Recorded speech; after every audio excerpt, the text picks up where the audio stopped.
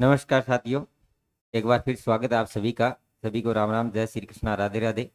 हमारे इस online platform पर शिक्षण विधियों का अगला चैप्टर, शिक्षण विधियों के चरों के बारे में हमने डिस्कस कर लिया था कि चर क्या है। चर बहुत महत्वपूर्ण पार्ट रहता है चरों के बारे में। प्रश्न सीधा सा प्रश्न पूछ लेते हैं, चर क्या है, चरों का मध्यस्थ चर क्या है, आश्रित चर क्या है, स्वतंत्र चर क्या है।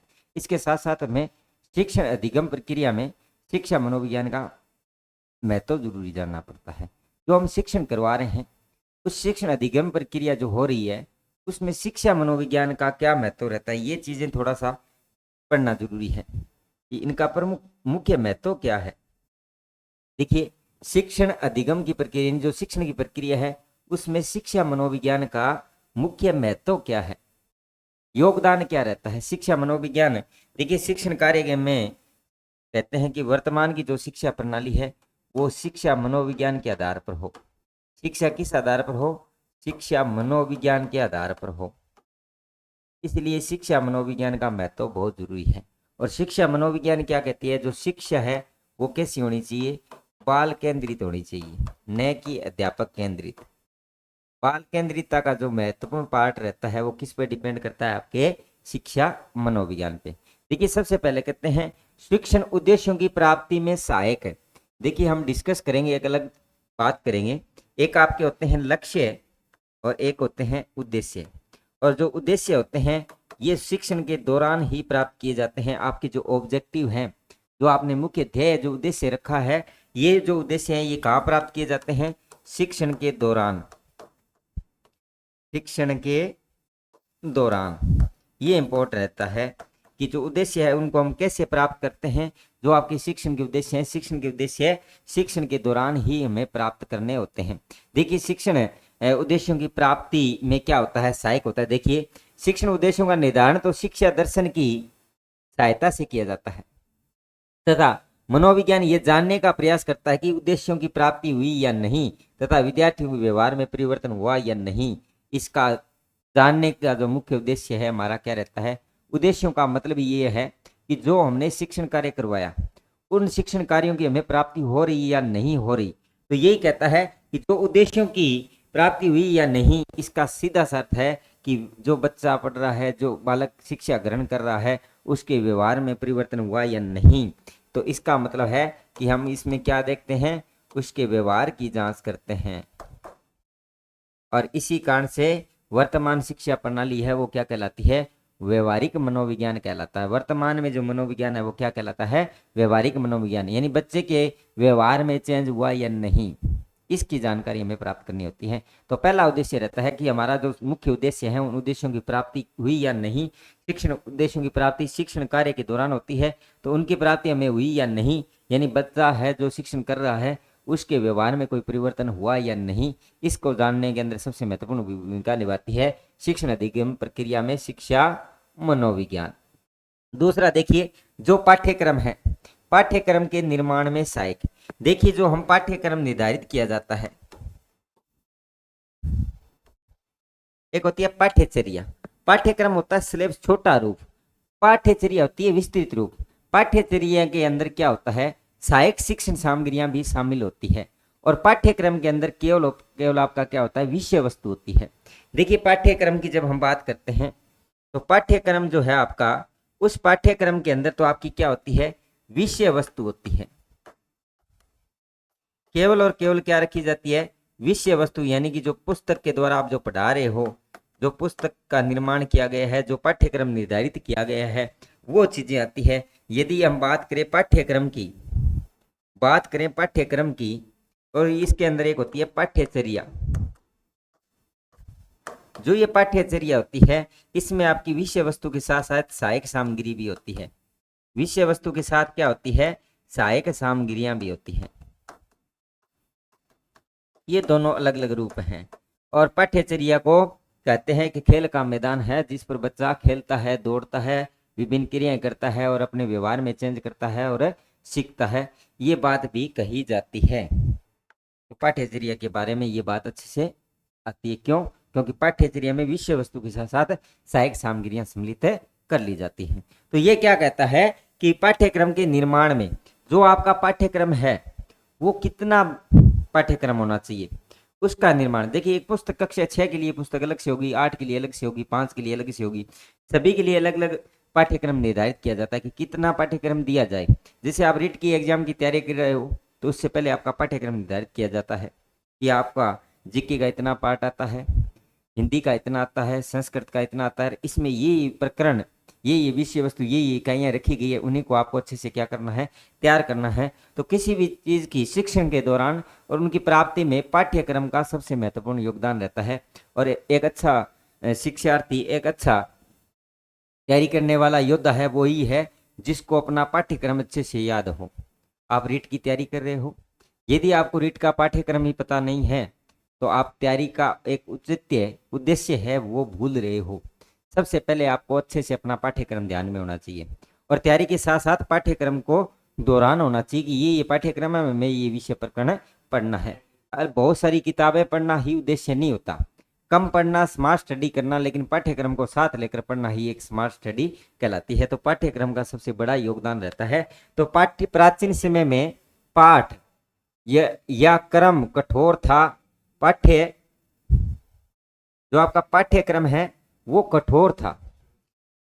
क्या था कि प्राचीन समय की यदि बात करें तो पाठ्यक्रम कठोर का मतलब है पाठ्यक्रम लंबा, ज्यादा बड़ा होता था, उसमें कोई विशेष प्रकार के नवाचार नहीं होते थे, तो पाठ्यक्रम बड़ा था। लेकिन आज शिक्षा मनोविज्ञान के समावेश के कारण पाठ्यक्रम क्या है, लचीला है। तो पूछा जा सकता है वर्तमान समय के अंदर पाठ्यक्रम का स्वरूप कैसा है, लचीला। अगर पुराने समय की बात करें तो पाठ्यक्रम का स्वरूप क्या था, कठोर था। लेकिन शिक्षा मनोविज्ञान और शिक्षण की बात आती है तो उसके कारण से जो आपका पाठ्यक्रम है वो लचीला हो गया है। आवश्यकता अनुसार उसमें क्या किया जा सकता है, संशोधन किया जा सकता है, यानी पाठ्यक्रम को बदला जा सकता है, उसमें नए नए नवाचार प्रयुक्त किए जा सकते हैं। यानी कि यहाँ नवाचारों का क्या हो सकता है, समावेश किया जा सकता है। ये चीज कहती है पाठ्यक्रम शिक्षा मनोविज्ञान कि आप शिक्षण के दौरान शिक्षण उद्देश्यों की प्राप्ति में पाठ्यक्रम का जो निर्धारण किया गया है उस पाठ्यक्रम में समय समय के अनुसार बदलाव किया जा सकता है, उसमें नवाचारों का प्रयोग किया जा सकता है ताकि अच्छी शिक्षा और अच्छा शिक्षण कार्य करवाया जा सके। ठीक है, तो ये होते हैं शिक्षण के मनोविज्ञान का इस शिक्षण में क्या महत्व रहता है, ये थोड़ा सा हमें पढ़ लेना चाहिए। समय सारणी के निर्माण में सहायक। देखिए वर्तमान समय के अंदर जो समय सारणी बनती है, देखिए समय सारणी ये भी एक बड़ी अच्छी बात होती है। सभी साथी समय सारणी निर्धारित करते हैं, सोमवार से 4 घंटे पढ़ेंगे, सोमवार का टाइम टेबल फिक्स कर लेते हैं, सुबह मनोविज्ञान पढ़ेंगे, फिर हिंदी पढ़ेंगे, फिर संस्कृत पढ़ेंगे और हमारा टाइम टेबल तैयार हो जाता है। मनोभाव में 2-4 दिन उसका उपयोग किया जाता है, फिर हम उस टाइम टेबल को भूल जाते हैं। एक स्वाभाविक घटना होती रहती है। तो पाठ्यक्रम आपका निर्धारित होना चाहिए कि इतना इतना पाठ्यक्रम पढ़ना है, उसकी समय सारणी ये रहेगी, इस प्रकार से हमें पढ़ना है। वो भी आपको एक महत्वपूर्ण शिक्षण में बहुत भूमिका निभाता है। तो पाठ्य सामग्री क्या प्राचीन समय में समय सामग्री का निर्माण नहीं किया जाता था। प्राचीन समय के अंदर किसी प्रकार की कोई समय सारणी निर्धारित नहीं थी कि कितने समय तक किस विषय को पढ़ाना है, कैसे पढ़ाना, ये इतना निर्धारित नहीं था, समय सारणी निर्धारित नहीं थी। लेकिन शिक्षा मनोविज्ञान के समावेश के कारण समय सारणी को ध्यान में रखा जाता है। कठिन विषयों को पहला, दूसरा व मध्य अवकाश के बाद वाला कालांश दिया जाता है, बाकी कालांश सरल विषयों को दिए जाते हैं। देखिए वर्तमान समय के अंदर समय सारणी का मतलब है, यदि हम प्राचीन समय की बात करें तो मान लो प्राचीन समय के अंदर सबसे पहले मान लो जैसे हिंदी दे दिया कि हिंदी आ जाएगा, फिर आपका अंग्रेजी हो जाएगा, है ना, फिर हम कह देंगे सामाजिक विज्ञान पढ़ाना है ना, फिर आप कह देते हैं कि विज्ञान का घंटा कालांश आएगा, फिर कह देते हैं कि गणित का कालांश आएगा। इस तरह से फिक्स कालांश होते थे। लेकिन वर्तमान समय में ये क्या किया गया कि आपके विषय भी कठिन और सरल 2 प्रकार के होते हैं।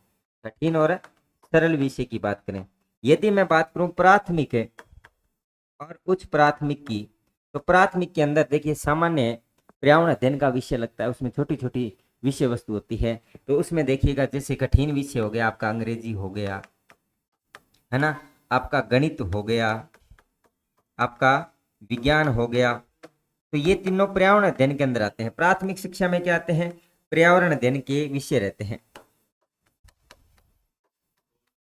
है ना। तो इनको क्या दिया जाए कि पहला या दूसरा पीरियड दिया जाए। सरल विषय जैसे हिंदी है, है ना, संस्कृत है या कोई और लैंग्वेज है जैसे पंजाबी है या कोई और लैंग्वेज है, सामाजिक अध्ययन है, इन विषयों को जो सरल विषय हैं उनको बाद के क्लास दिए जाए, क्योंकि ये प्रथम और द्वितीय पीरियड देने का कारण ये रहता है कि सुबह सुबह वजह से हम विद्यालय जाता है बच्चा, वो तरोताजा होता है और अच्छे से सीखता है, तो कठिन विषयों को सरलता से सीख के इसलिए उनके क्लास निर्धारित कर दिए गए, समय सारणी निर्धारित कर दी जाती है, इतने बजे से इतने बजे तक क्लास लगेंगे, उनका समय भी निर्धारित होता है, जैसे मान लो 40 मिनट का पीरियड हो गया या 35 मिनट का पीरियड हो गया, ये समय सारणी भी निर्धारित रहती है। 35 से 40 मिनट का प्रत्येक पीरियड रखा जाता है। पहला पीरियड किस विषय को होगा, यानी पहले दूसरे जो पीरियड है वो कठिन विषयों को, जैसे मान लीजिए अंग्रेजी और गणित को पहले 2 पीरियड में रख दिया गया और विज्ञान को मध्य अवकाश का जस्ट बाद में जो फर्स्ट पीरियड होता है उसमें फिर विज्ञान को रख दिया जाता है। मान लीजिए अंग्रेजी और विज्ञान को पहले रख दिया गया तो हाफ टाइम जैसे विद्यालय का होता है, हाफ टाइम के बाद दोबारा पुनः स्कूल जब लगता है उस समय क्या है, उस विषय को पहला क्लास दे दिया जाता है। तो ये चीज क्या कहता है, पाठ्यक्रम या पाठ्य सारणी के निर्माण में कठिन विषयों को पहला, दूसरा और मध्य अवकाश के बाद वाला क्लास, यानी कि मध्य अवकाश के जस्ट बाद का मतलब प्रथम क्लास मध्य क्लास का, या हम कह सकते हैं कि जैसे मान ली 3 आपके पीरियड पहले हो रहे हैं तो चौथा पीरियड आ जाएगा, मध्य अवकाश के बाद वाला क्लास दिया जाता है, बाकी क्लास सरल विषयों को दिया जाता है। तो कठिन और सरल विषयों को अलग अलग करके उसकी क्लास निर्धारित कर दिए जाते हैं। नेक्स्ट देखिएगा, पाठ्य सहगामी क्रियाओं पर विशेष बल दिया जाता है। पहले मनोविज्ञान बालक के चौमुखी विकास पर बल देता है, साथ ही बालक के चौमुखी विकास में केवल निर्धारित पाठ्यक्रम ही पर्याप्त नहीं।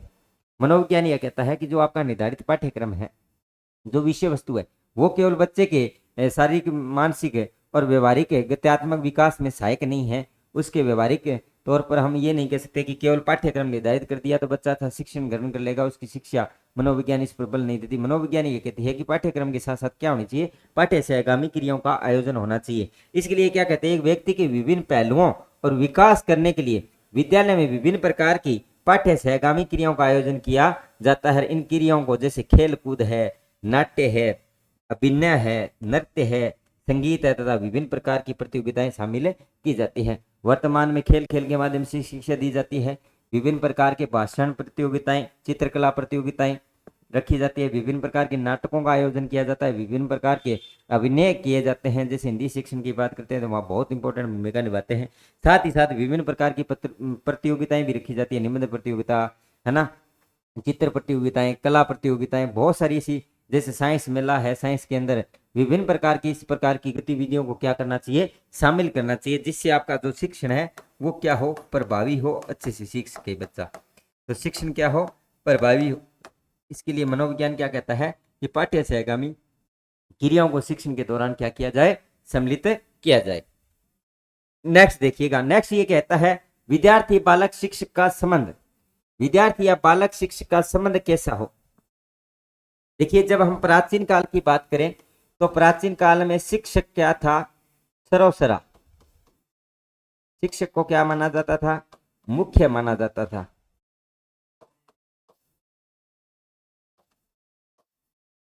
यानी कि उसको मुख्य महत्व दिया जाता था, शिक्षक को ही मुख्य महत्व दिया जाता है। लेकिन वर्तमान की यदि हम बात करें, वर्तमान में किसको मुख्य महत्व दिया जाता है, बालक को।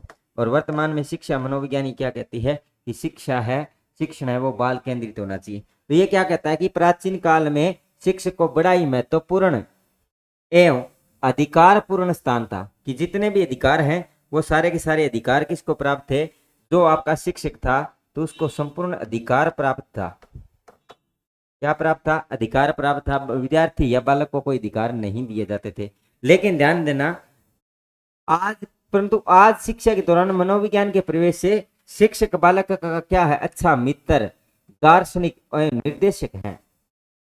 देखिए, शिक्षक कैसा होना चाहिए, बालक का अच्छा मित्र होना चाहिए, मित्रतापूर्ण व्यवहार करना चाहिए, साथ ही साथ एक दार्शनिक के रूप में उसकी भूमिका निभानी चाहिए। साथ ही साथ ये कहता है कि आज के दौरान मनोविज्ञान प्रवेश से शिक्षक बालक का मित्र, दार्शनिक और अच्छा निर्देश, यानी कि कौन सा कार्य किस प्रकार से सरल करवाया जा सकता है, उसके लिए अच्छे निर्देशक की भूमिका निभाते हैं। तो ये लाइन अच्छी है कि बालक का किस रूप में देखा जाता है, मित्र, दार्शनिक और निर्देशक है, तथा आज बालक को कक्षा कक्ष का एक समान पूर्ण सदस्य माना जाता है। और कक्षा कक्ष का वातावरण अब निकुंशवादी न रहकर प्रजातांत्रिक है, यानी स्वतंत्र है, प्रजातांत्रिक है, निरंकुशवादी जिस पर अंकुश लगाया जाता है वो वातावरण न रहकर यहाँ पर क्या है, प्रजातांत्रिक वातावरण दिया जाता है। यहाँ पर यानी बालक को क्या प्रदान की जाती है, स्वतंत्रता प्रदान की जाती है, जबकि यहाँ पर किसी प्रकार की क्या नहीं थी, स्वतंत्रता नहीं थी, बच्चों को किसी प्रकार की स्वतंत्रता या छूट नहीं दी जाती थी। जबकि प्रजातांत्रिक क्या कहता है कि बच्चों को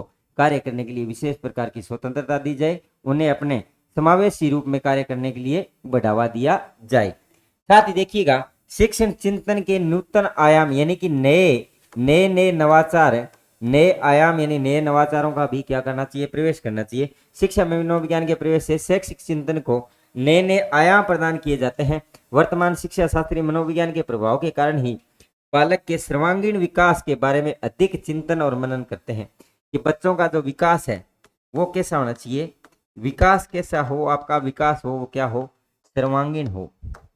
सर्वांगीण विकास के लिए क्या है, बच्चे के सभी पक्षों का, सर्वांगीण का मतलब है सभी पक्षों का, केवल बुद्धि का ही नहीं, खेल कूद शारीरिक मानसिक गत्यात्मक सभी प्रकार के पक्ष का क्या होना चाहिए, विकास होना चाहिए। इसके लिए क्या है, सर्वांगीण शिक्षा का महत्व दिया गया।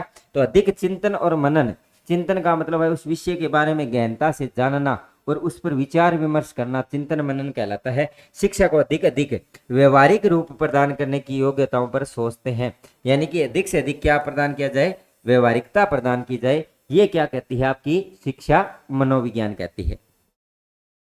नेक्स्ट देखिएगा, देखिए चिंतन के नूतनतम आयाम की हम बात कर ली। नूतन का मतलब ही क्या है, नया, और नए के अंदर भी क्या हो, व्यवहारिक स्वरूप हो, व्यवहारिक स्वरूप प्रदान किया जाए। और साथ ही साथ प्रभाव के कारण ही बालक सर्वांगीण विकास के बारे में अधिक चिंतन मनन करते हैं और अधिक व्यवहारिकता प्रदान की जाती है। और यहाँ पर विकास कैसा होता है, विकास है वो क्या होता है, विकास सर्वांगीण होता है। विकास कैसा दिया जाए, विकास है वो आपका क्या हो, सर्वांगीण हो। इसके बारे में मनोविज्ञान ये कहता है। दूसरा देखिएगा, अंत में देखिएगा, व्यक्तित्व का संपूर्ण विकास, सर्वांगीण विकास की ही बात ही है कि सभी पक्षों का संपूर्ण विकास का मतलब है, यहाँ पर संपूर्ण का मतलब है जितने भी पक्ष हैं उन सभी पक्षों का, सभी पक्षों में देखें तो देखना मानसिक, ये इसके अंदर आता है, मानसिक शारीरिक एवं क्रियात्मक, इन तीनों पक्षों पर क्या दिया जाए, बल दिया जाए। शिक्षा के साथ साथ बालक के मानसिक यानी मन का विकास, शिक्षा अच्छी हो, उसके शारीरिक विकास हष्ट पुष्ट हो, अच्छे से खेल कूद में क्रिया कर सके, और क्रियात्मक विकास अच्छा कार्य कर सके। इन सभी पक्षों का क्या करना चाहिए, शामिल करना चाहिए। अनेक मनोवैज्ञानिक विधियों से बालक की अंतर्निहित शक्ति तथा क्षमताओं का पता लगाकर, यानी शिक्षण कार्य क्या कहता है, शिक्षा क्या कहती है कि उसके अंदर जो निहित विभिन्न प्रकार की जो अंतर्निहित सच्चाई और क्षमताएं हैं, एक बच्चा अच्छा कैसे बन सकता है। हम कह सकते हैं छोटे से बच्चे को देख के ये कहते हैं कि बच्चा भावी जीवन के अंदर डॉक्टर बन सकता है, वैज्ञानिक बन सकता है, खेल के क्षेत्र में आगे बढ़ेगा। तो उसके अंदर अंतर्निहित शक्तियां होती है, उन अंतर्निहित शक्तियों के द्वारा उनकी विभिन्न प्रकार की अभिक्षमताओं को देखकर हम उसका आंकलन कर लेते हैं कि भविष्य में ये बन सकता है। तो ये कहता है कि उपयुक्त शिक्षा की व्यवस्था कर व्यक्तित्व का क्या किया जा सकता है, संपूर्ण विकास किया जा सकता है। तो ऐसे बच्चों के लिए अलग से अलग अलग प्रकार की क्या की जाए, शिक्षण व्यवस्था की जाए, तो उनको और ज्यादा बेहतर तरीके से कार्य करने में सहायता मिलती है। तो इसके लिए क्या कहते हैं, कुछ मनोवैज्ञानिक ये कहते हैं कि अलग अलग प्रकार की शिक्षा दी जाए, अलग अलग प्रकार का क्या किया जाए, शिक्षण प्रक्रम अपनाया जाए ताकि वो और ज्यादा सर्वश्रेष्ठ बन सके। अब अंतिम आता है, विद्यालय वातावरण को उपयुक्त बनाने में क्या होती है, सहायक होती है। जो शिक्षा मनोविज्ञान ये बताता है कि शिक्षण अधिगम प्रक्रिया उपयुक्त वातावरण अत्यंत आवश्यक होता है। उपयुक्त वातावरण, स्वस्थ वातावरण बालकों से सीखने के प्रति रुचि जागृत करता है तथा शिक्षा मनोविज्ञान के ज्ञान से विद्यालय में शैक्षिक वातावरण तैयार किया जाता है। ये देखिएगा, वातावरण का मतलब बहुत फर्क पड़ता है, यानी कि वातावरण है वो सबसे ज्यादा क्या करता है, प्रभावित करता है। किसको, एक बालक को। सबसे ज्यादा प्रभाव वातावरण का किस पर पड़ता है, एक बालक का प्रभाव पड़ता है। किसका पड़ता है, बालक पर सबसे ज्यादा किसका प्रभाव पड़ता है, वातावरण का। क्यों पड़ता है, क्योंकि बालक सबसे ज्यादा किसके द्वारा सीखता है, अनुकरण के माध्यम से सीखता है।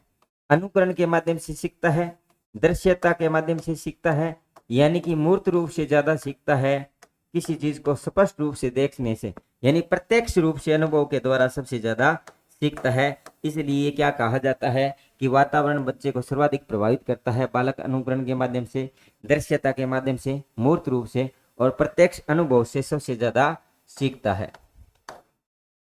ठीक है, तो ये क्या कहता है वातावरण, तो यानी कि वो क्या कहता है, साथ ही साथ वातावरण बच्चे के अंदर क्या उत्पन्न करता है, रुचि उत्पन्न करता है, उत्साह बनाता है, उत्साहपूर्ण व्यवहार करता है, रुचि उत्पन्न करता है। रुचियों को जागृत करने के अंदर शिक्षा मनोविज्ञान के ज्ञान से, इसके ज्ञान, यदि शिक्षा मनोविज्ञान का ज्ञान है बच्चे को, तो उसके ज्ञान से बच्चा क्या करता है, शैक्षिक वातावरण को निर्माण करता है। शैक्षिक वातावरण का मतलब है कि वहां शिक्षा के स्वरूप का ही प्रयोग होता है। शैक्षिक वातावरण का मतलब है कि अच्छा शिक्षण कार्य प्रभावित ना हो, ऐसे वातावरण का निर्माण किसके द्वारा किया जाता है, मनोविज्ञान के द्वारा किया जाता है। तो शिक्षण कार्य के अंदर भी शिक्षा मनोविज्ञान का अत्यधिक महत्वपूर्ण योगदान रहता है। तो यानी कि बच्चे को अच्छा शिक्षण कार्य कैसा करवाया जाए, तो उसके लिए वातावरण है, एनवायरमेंट है, उसको सबसे ज्यादा प्रभावित करता है। तो ये चीजें ध्यान रखना है। शैक्षिक वातावरण तैयार किया जाता है, बालकों से सीखने के प्रति रुचि जागृत करना, यानी कि वातावरण क्या करता है, सीखना और सिखाना, ये दोनों ही प्रक्रम इंपॉर्टेंट रहते हैं। देखिए यहाँ सीखना क्या होता है, एक तो शिक्षक सिखाता है शिक्षक के द्वारा, और दूसरा सीखना है वो अनुभव द्वारा होता है। बच्चा स्वयं के अनुभव से सीखता है, एक किसी के माध्यम से सीखता है। एक तो हो गया आपका माध्यम, उस माध्यम से सीखता है, एक प्रत्यक्ष अनुभव से सीखता है, और प्रत्यक्ष अनुभव से सीखा गया ज्ञान अधिक स्थायी होता है। अनुभव से यानी कि हम प्रत्यक्ष अनुभव की बात करें, प्रत्यक्ष अनुभव की बात करें तो सीखा गया ज्ञान है वो क्या होता है, ज्यादा स्थायी होता है। क्या होता है, ज्यादा स्थायी होता है। ये इंपॉर्टेंट बात है, यानी प्रत्यक्ष अनुभव से सीखा गया उसका ज्ञान है वो ज्यादा स्थायी होता है, बच्चा जल्दी सीखता है। तो शिक्षण के प्रमुख हमने बात की है, उसमें शिक्षा मनोविज्ञान का भी उसमें महत्व थोड़ा सा हमने पढ़ लिया है।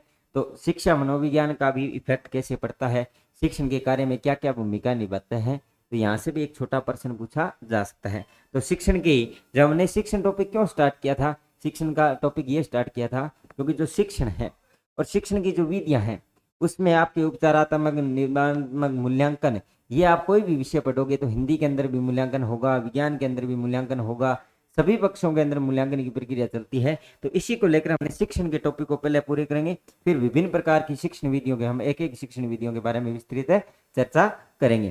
तो ठीक है सभी साथी ध्यान देना, यहाँ से एक छोटा प्रश्न हो सकता है पुट आउट किया जा सके। तो छोटी छोटी चीजें आपको बेहतरीन तरीके से पढ़नी है। साथ ही साथ क्लास देखने के बाद आप एक अपना छोटा सा कमेंट बॉक्स में जरूर कर दें। साथ ही साथ क्लास को ज्यादा से ज्यादा शेयर कर दें, और ताकि अधिक से अधिक वे बच्चे जो किसी कारणवश से अपना अध्ययन नहीं कर पाते हैं उनके लिए हमने ये शुरुआत की है कि आपकी रिट की सभी विषयों की सारी क्लासें आपको रिट की यूट्यूब चैनल पर उपलब्ध करवाई जा रही है, वो भी निःशुल्क, ताकि आप अपने शिक्षण, आपका शिक्षण प्रभावित न हो, आप अच्छी शिक्षा ग्रहण कर सकें और आप रिट की पात्रता को अच्छे से पास कर सकें। इसी उद्देश्य से हमने इन क्लासों को आपके लिए एक बार ऑफलाइन रखा है ताकि आपका ज़्यादा समय खराब न हो। साथ ही साथ हम इनके साथ आपके लिए ऑनलाइन है वो क्या करेंगे, MCQ की क्लासें स्टार्ट कर देंगे, ताकि आपका एक एक टॉपिक है चैप्टर जैसे पूर्ण होता जाएगा उस टॉपिक से रिलेटेड